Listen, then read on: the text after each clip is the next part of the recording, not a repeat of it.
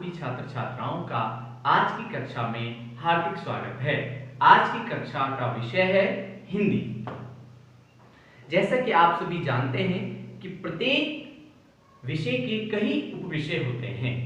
आज जिस उपविषय पर हम चर्चा कर रहे हैं वह कक्षा 9 का वर्ण विच्छेद है। वर्ण विच्छेद को विस्तार से जानने से पहले मैं आपको एक महत्वपूर्ण सूचना देना चाहता हूं कि आप जब भी इस वीडियो को देखें अपने साथ अपनी कॉपी और पेन लेकर बैठें, जिससे आप इस विषय को बेहतर तरीके से समझ सकते हैं। वर्ण विच्छेद का शाब्दिक अर्थ जानने के लिए हम पहले ये समझना चाहेंगे कि वर्ण का शाब्दिक अर्थ क्या होता है। वर्ण का शाब्दिक अर्थ है मुंह से निकलने वाली ध्वनि। विच्छेद का शाब्दिक अर्थ है तोड़ना या अलग अलग करना। अब हमारे पास प्रश्न आता है वर्ण। वर्ण किसे कहते हैं? भाषा की सबसे छोटी इकाई को वर्ण कहते हैं, अर्थात वर्ण कहते हैं। वर्णों के सार्थक समूह को शब्द कहते हैं। जब किसी शब्द को वर्णों के रूप में विभाजित किया जाता है तो उसे हम वर्ण विच्छेद कहते हैं। या फिर आप ऐसे समझ सकते हैं कि सार्थक शब्द को वर्णों के रूप में विभाजित करने की विधि को हम क्या कहेंगे? वर्ण विच्छेद कहेंगे। अब वर्ण विच्छेद को समझने के लिए हमें वर्ण का स्वरूप समझना होगा। वर्ण किसे कहते हैं हमने समझ लिया। अब हम बात करते हैं वर्णों के कितने प्रकार होते हैं। वर्ण दो प्रकार के होते हैं, स्वर और व्यंजन। स्वर वे वर्ण जिनका उच्चारण स्वतंत्र रूप से किया जा सकता है, या फिर आप कह सकते हैं जिनका उच्चारण बिना किसी की सहायता से किया जाता है। ये जो वर्ण है अ से लेके अह तक के सभी वर्णों को हम स्वर कहते हैं। इसके बाद हम बात करेंगे व्यंजन की। व्यंजन वे वर्ण जिनका उच्चारण स्वरों की सहायता से किया जाता है, या फिर आप कह सकते हैं जिनका उच्चारण बिना किसी की सहायता से नहीं किया जा सकता है।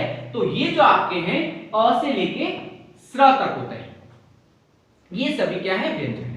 अब हम बात करते हैं कि क्योंकि हम जब शब्दों की रचना करते हैं तो हम स्वरों के स्थान पर उनका मूल रूप ना लिखकर उनकी मात्रा का प्रयोग करते हैं। तो अब हम समझेंगे कि मात्रा किसे कहते हैं। मात्रा किसी वर्ण के उच्चारण में जो समय व्यतीत किया जाता है उसे हम मात्रा कहते हैं। यहां पर अ की कोई मात्रा नहीं होती, क्योंकि बिना जो हमारे वर्ण है, मूल जो वर्ण है जिन्हें हम मूल वर्ण कहते हैं, मूल वर्णों की संख्या 4 है। इसमें आपका अ आता है, छोटी ई, छोटा उ और री आता है। ये 4 आपके मूल वर्ण है और इनसे मिलकर ही पूरी वर्णमाला का निर्माण किया गया है। वर्णमाला को समझने के लिए वर्णों के सुव्यवस्थित एवं क्रमबद्ध समूह को हम वर्णमाला कहते हैं। वर्णमाला को बेहतर समझने के लिए जो मैं आपके सामने एक चार्ट दे रहा हूं, इसे आप बेहतर तरीके से समझ सकते हैं। इसका आप अच्छे से अध्ययन करना, ताकि आपको वर्णमाला के रूप में पूरी जानकारी मिल सके कि वर्ण कितने प्रकार के होते हैं, स्वर कितने प्रकार के, व्यंजन कितने प्रकार के होते हैं। अभी हम वर्ण विच्छेद के बारे में बात कर रहे हैं, तो यहाँ पर ये मात्राएं आपका समझना जरूरी है। आपको पता है आपकी मात्रा इस तरीके से हम लगाते हैं, छोटी इस तरह के, बड़ा उ, बड़ी, बड़ा उ, छोटा उ और री। री की मात्रा आपको समझनी है। ये जो री की मात्रा है दो तरीके से लगती है, एक तो वर्णों के नीचे और एक सिरों, ये जो लाइन हम लगा रहे हैं सभी शब्दों में, इसके ऊपर ऐसे।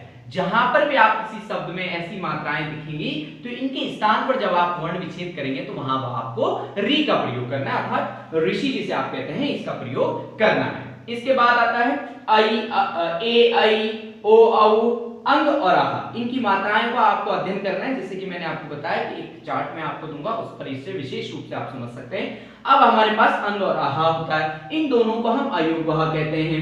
अयोगवह इसलिए कहा जाता है, इसका अयोगवह का जो शब्द है वो है मेल ना होने पर भी साथ रहने वाले वर्णों को अयोगवह कहते हैं। अब कैसे इनका मेल नहीं है, उदाहरण के तौर पर मैं आपको समझाना चाहूंगा।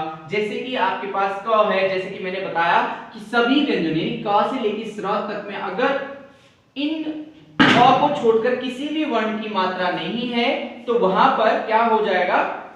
आपके पास अ की मात्रा। जैसे क को हम वर्ण विच्छेद करेंगे तो क्या हो जाएगा? ऐसे, क हलन प्लस क हलन जमा अ प्लस, आपको हम इंग्लिश में बोलते हैं, हिंदी में इसको जमा कहते हैं। तो जो आपको बेहतर लगे उसमें आप समझ सकते हैं। तो क जमा अ, तो इसका मतलब इसमें अ मात्रा। इसे कैसे समझेंगे? उच्चारण के आधार पर समझेंगे। क अंतिम जो स्वर छूट रहा है, अंतिम जो साउंड हमारे पास आ रही है, उसे हम क्या कहते हैं? वो उसकी मात्रा कहलाती है, अर्थात वो उसके स्थान पर स्वर का प्रयोग किया जाता है। अब हमने कहा कि इन दोनों को अयोग भाग कैसे हम समझेंगे। भाई आपको कहा जाता है कि क में आप क्या करें, क जमा अंग करें, तो क्या बनेगा भाई, अगर संधि के हिसाब से देखा जाए, जैसे कि ऊपर मैंने बताया कालन, अ का उच्चारण हो रहा है और यहां से भी अ और अंग आ रहा है, तो ये दोनों क्या हो जाएंगे, आपके पास अ बराबर दीर्घ हो जाएगा, बड़ा हो जाएगा। परंतु क्योंकि इस आ का कोई औचित्य नहीं है यहाँ पर, इसलिए हम जब भी कम की मात्रा लगाते हैं तो ऐसे लगाते हैं, ना कि ऐसे। तो इसलिए ये सही और ये गलत। इससे ये बात सिद्ध होती है कि इस अ का आप यहाँ कोई भी क्या नहीं है, महत्व तो नहीं है, बस लिखा जाता है, ये ऐसा बताया गया है। ठीक है, तो ये क्लियर हो गया आपका। इस तरीके से आपको इसका प्रयोग करना होगा। ऐसी विसर्ग में है, इनका आपस में कोई मेल नहीं होगा। अब इसको बेहतर समझने के लिए हम लोग, ये आपके अयोग भाग आपको समझ में आएगा क्यों इन्हें अयोग भाग कहते हैं। अब हम व्यंजनों के बारे में बात करते हैं। देखो अ क से लेके श्र तक मैंने व्यंजन कहा, जैसे मैंने का में कहा, यहाँ मैं जैसे ज ले लूं, अब इसमें कोई मात्रा नहीं, तो इसका विच्छेद कैसे करेंगे, क लग जमा आ, यानी ये भी क्या है, दो वर्णों से मिलकर बना है। तो हमें वर्ण विच्छेद में वर्णों की गणना करनी होती है, तो वर्ण यानी स्वर और व्यंजन अलग अलग करने होते हैं। समझ में आ गई आपको बात, इतना क्लियर हुआ। अब हम आगे बात करें। अब विशेष जो ध्यान देने की जरूरत है वो इन चार व्यंजनों में, इन्हें हम संयुक्त व्यंजन कहते हैं। संयुक्त व्यंजन का मतलब होता है दो अलग अलग व्यंजनों से मिलकर बनने वाले व्यंजनों को हम क्या कहते हैं, संयुक्त व्यंजन कहते हैं। तो अब संयुक्त व्यंजन, जैसे हमारे पास ये व्यंजन है, तो अब इसमें कितने वर्ण हैं, कैसे गिनोगे आप, क्योंकि हमें पता है ये जो व्यंजन है ये क हलंत, मूर्धन्य श हलंत और अ से बनता है, यानी इसमें कितने व्यंजन हो गए, कितने वर्ण हो गए, 3। ऐसी त्र में त हलंत जमा र हलंत अ, ऐसी य में ज हलंत जमा य हलंत जमा अ, ऐसे यहां हो गया श्र यानी तालव्य श हलंत जमा र हलंत जमा अ। अब इसे हम क्या कहते हैं, तालव्य श कहते हैं, इसको हम मूर्धन्य श कहते हैं, और ये आपकी दंत श। ये 3 श हैं जिन्हें अलग अलग नामों से जाना जाता है। अब हम बात करते हैं, ये 4 आपको ध्यान रखने हैं, इनके आधार पर ही वर्ण विच्छेद आपको अच्छे से समझ में आएगा और आप बेहतर तरीके से कर पाएंगे।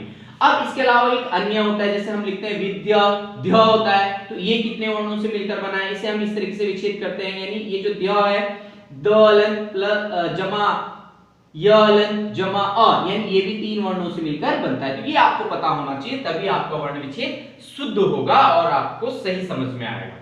अब हमने अयोग भाग यानी इनके अलावा और कौन कौन सी मात्राएं होती हैं, अब हम यहाँ देखेंगे। सबसे पहले अंग की मात्रा क्या बोलते हैं, इसे अनुस्वार बोलते हैं, और इस जब भी ये किसी अनुस्वार किसी वर्ण के ऊपर लगा होता है तो उसके स्थान पर हम क्या करते हैं, म हलंत करते हैं। ये इसका एक नियम है। दूसरा नियम देखिए, दूसरा नियम है कि यदि किसी वजह से हमारे पास क च ट त प ये 5 वर्ग है, 5 प्रत्येक वर्ग में 5 वर्ण होते हैं। अगर अनुस्वार के अगले वाले वर्ण में आपको इन वर्गों में से कोई भी वर्ण आता है या व्यंजन आता है, तो वहां पर आप उस वर्ण के उदाहरण के तौर पर मैं आपको समझाऊंगा, उसका पंचम वर्ण आपको रखना है। कैसे, जैसे हम शब्द लिखते हैं यहां पर आपके सामने, हमने लिखा कंगन। अब देखो मैंने कहा कि पहला नियम तो आपको अलग है, दूसरा नियम में मैंने कहा कि वर्गों के बारे में मैं आपको समझाना चाह रहा हूं, आप ध्यान दीजिए। अगर अनुस्वार के बाद किसी वर्ग का वर्ण आया हुआ है तो इस अनुस्वार का अर्थ यहां पर जैसे कि म हलंत होता है, लेकिन यहां पर इसका अर्थ इसका पंचम वर्ण होगा, जैसे कि क का पंचम वर्ण क्या होता है, ग। तो कैसे करेंगे इसका, क हलंत जमा अ जमा इसका पंचम वर्ण यानी अनुस्वार यानी ज्ञ, जैसे कि यहां लिखा है हलंत जमा ग जमा अ जमा न जमा आ, ये इसका वर्ण विच्छेद हो जाएगा। ये इसका सेकंड नियम का उदाहरण मैंने आपको दिया। अब इसका फर्स्ट नियम का उदाहरण देखते हैं। अगर वहां पर आता है संसार, तो अब यहां पर कोई भी इन जो पांचों हमारे पास क्या है, व्यंजन है, इनका कोई भी वर्ग नहीं है, पांचों वर्गों का कोई भी व्यंजन यहां पर प्रयोग नहीं है, यानी इन्हें इनसे अलग अब आता है, तो अब यहां पर ये वाला नियम यानी प्रथम नियम लागू होगा। कैसे कि अब इसे विच्छेद करेंगे, तो दंत शाह हलंत अ, अनुस्वार के आगे कोई वर्ग का नहीं यानी कोई और है, तो यहां पर हम इसके स्थान पर क्या लिख देंगे, म हलंत जमा दंत शाह हलंत अ जमा र जमा अ, ये इसका वर्ण विच्छेद होगा। अब आपको ध्यान देना है, इसी की तरह अनुनासिक में भी यही नियम लागू होगा।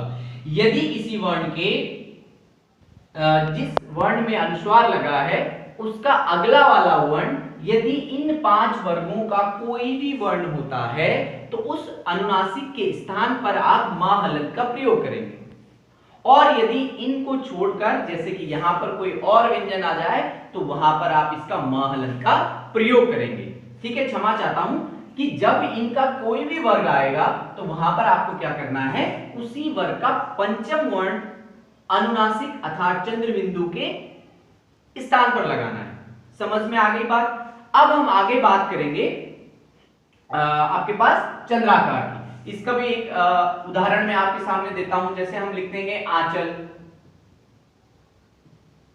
जो इसका ये वाला नियम है, ये भी अनुनासिक के लिए। तो इसका हम कैसे करेंगे विच्छेद? अब अनुनासिक के आगे जो व्यंजन है इसका पंचम वर्ण होगा क्योंकि ये वर्ग का वर्ण आ रखा है। तो यहां हम क्या कर देंगे, य हलंत, च हलंत और ल हलंत और ये इसका वर्ण विच्छेद होगा। और बाकी सभी स्थिति में अनुनासिक का म हलंत होगा। चंद्राकार केवल अंग्रेजी के शब्दों में प्रयोग किया जाता है, जैसे डॉक्टर हो गया, ऑफिस हो गया, ऑयल हो गया, तो वहां हम अ का प्रयोग यानी चंद्राकार की जगह अ का प्रयोग किया जाता है। इसके लिए जो आपके पास शब्द आएगा वो इस प्रकार से आएगा कि आप शब्द बनाएंगे। तो ये था आपका वर्ण विच्छेद का परिचय जो आपको स्पष्ट रूप से समझाया गया। ठीक, अब इसके बाद हम अभ्यास प्रश्न में जब हम इसके अभ्यास प्रश्न करेंगे तो और अच्छे से हम इसको समझ पाएंगे। ठीक, तो अगला जो हमारा अगला भाग है उसमें हम आपको अभ्यास करके समझाते हैं कि कैसे वर्ण विच्छेद किया जाता है।